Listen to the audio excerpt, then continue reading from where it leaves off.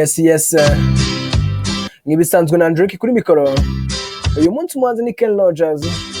Akarimbo kiswe Code of the County cyangwa se ikigwari cy'agace. Ngende Andrew Inc. Kanda subscribe. Everyone considered him ati buri wese yamufataga the coward of the county. Nk'ikigwari cy'agace. He'd never stood one single time to prove the county wrong. Nta na rimwe yagize akagerageza kugerageza kwereka agace ke ko atari ikigwari koko. His mama named him Tommy. Ati mama yamwise Tommy. The folks just called him Yellow. Gusa urungano rwe rwamuhamagaraga Yellow cyangwa se umuhondo. Something always told me gusa hari ikintu cyahoraga kimbwira ngo they were reading Tommy wrong. bazatuma Tommy akora nabi. He was only 10 years old. Ati yari afite imyaka 14 y'amavuko. His daddy died in prison. Ubwo se yitabaga Imana muri gereza.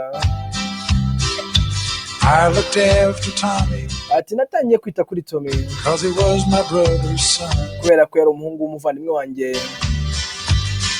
I still recall the final words. Ati na n'ubu ndacyumva rya jambo rya nyuma My brother said to Tommy, umuvandimwe wanjye yabwiye Tommy.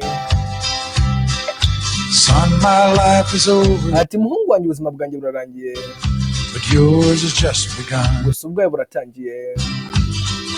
Andrew Inc. ya Alpha bitangira izindi. Promise me, son, Ati nsezeranya muhungu not to do the things I've done. kutazakora nk'ibintu nakoze. Walk away from trouble. Ati uzigire kure y'ibibazo nuramuka ubishoboye. It won't mean you're weak if you Ati ntabwo bizabisobanuye ko turn the other cheek. kuri umunyantege nke I hope yohindukiza umusebe akawukubita. you're old enough to understand. Ati ndakeye kuri mukuru bihagije kugira ngo ubashe gusobanukirwa. Son, you don't have to fight to be Ati muhungu ntabwo ufite kurwana man. kugira ngo ube umugabo. There's someone for everyone. Ati nk'uko buri wese afite uwe. And Tommy's love was Becky. Ati urukundo rwa Tommy yari Becky. In her arms, he didn't have to prove he was a Ati mu maboko ye man.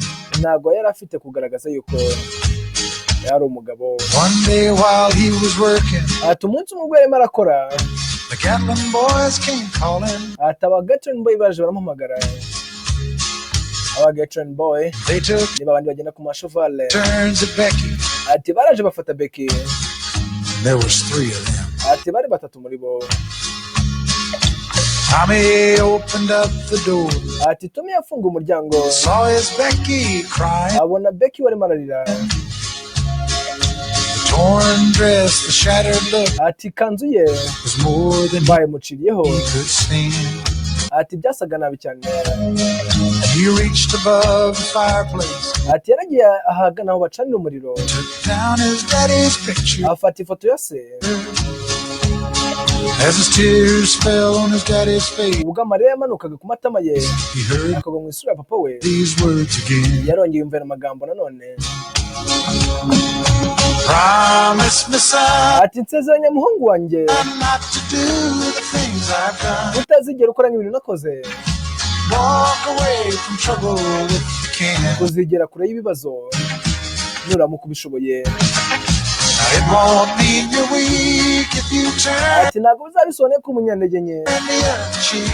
uramuka uhinduye undi musaya I hope agakubitamo. you're old enough to Ati ndakeka understand. uri mukuru ku buryo ushobora gusobanukirwa. Son, you don't have to fight Ati muhungu wanjye ntabwo ufite kurwana to be a man. kugira ngo ube umugabo. The Gatlin boys just laughed at him Ati aba Gatron Boy baramusetse. when he walked into the bar room. Ati ubwo yinjiraga mu kabari.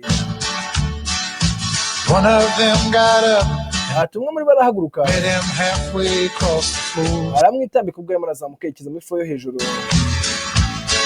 When Tommy turned around, they said, Nuko Tom arahindukira hey, look, old baravuga. Yellow's leaving. Ati nimurebe w'umuhondo ari kugenda. But you could have heard a pin drop Gusa ushobora kumva when Tommy stopped, icupa rifunguka. locked the door. Nuko Tom arahagarara afunga urugi.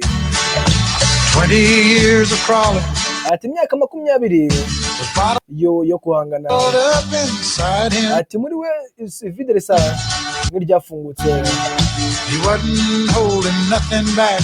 ati nta na kimwe yari asigaye inyuma He let them have it all. yarabaretse byose barabitwara When Tommy left the barroom, nuko Tom asohoka mu kabari arigendera not a Captain boy was standing. ati abahungu ba Captain Boy bagihagaze He said, "This one's for Becky," yabwiye Beke amagambo as he watched the last one fall.